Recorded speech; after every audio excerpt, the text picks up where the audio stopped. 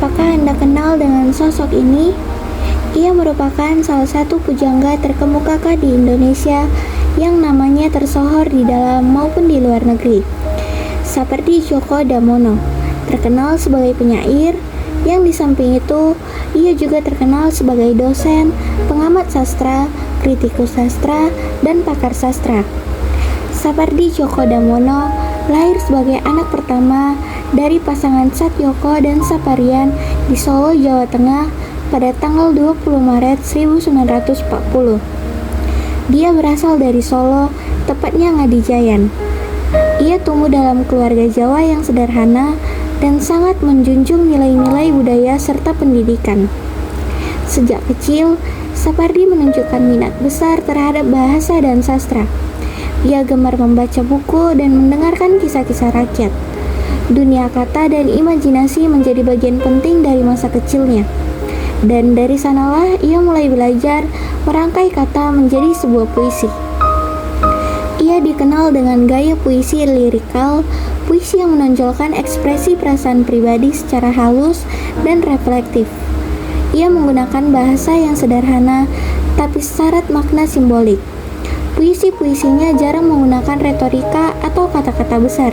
Sebaliknya, ia mengajak pembaca untuk merenung dalam kesederhanaan. Sapardi menempuh pendidikan dasar hingga menengah di kota kelahirannya di Surakarta. Dan setelah lulus SMA, ia melanjutkan studi ke Fakultas Sastra dan Kebudayaan Universitas Gadjah Mada dan meraih gelar sarjana pada awal tahun 1960-an. Kecintaannya pada sastra membuatnya kemudian melanjutkan pendidikan ke jenjang pasca sarjana di bidang yang sama dan akhirnya meraih gelar doktor. Masa kuliahnya di Yogyakarta sangat berpengaruh terhadap perkembangan intelektual dan spiritualnya sebagai penulis. Di kota budaya itu, Sapardi mulai aktif menulis puisi dan bergabung dalam komunitas sastra. Puisi-puisi Sapardi mulai dikenal publik sejak tahun 1960-an ketika karyanya dimuat di berbagai majalah sastra. Selain dikenal sebagai penyair, Sapardi juga berkarir panjang di dunia akademik. Ia menjadi dosen tetap di Fakultas Sastra Universitas Indonesia dan pernah menjabat sebagai dekan Fakultas Sastra Universitas Indonesia. Sebagai akademisi, ia dikenal disiplin, rendah hati, dan sangat mencintai sastra. Ia mengajar teori sastra, kritik sastra, dan penerjemahan. Banyak mahasiswa yang kemudian menjadi sastrawan dan peneliti terkenal pernah belajar langsung darinya.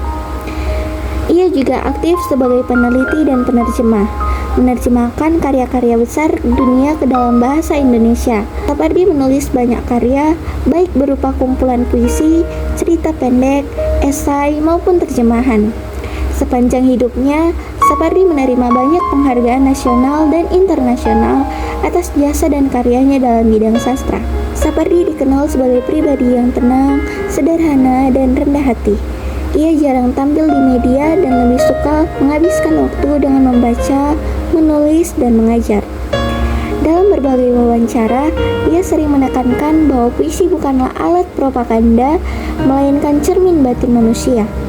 Warisan terbesar Sapardi bukan hanya puisinya, tetapi juga cara pandangnya terhadap bahasa dan kehidupan, bahwa keindahan bisa ditemukan dalam kesederhanaan dan makna bisa muncul dari hal-hal kecil yang sering kita abaikan.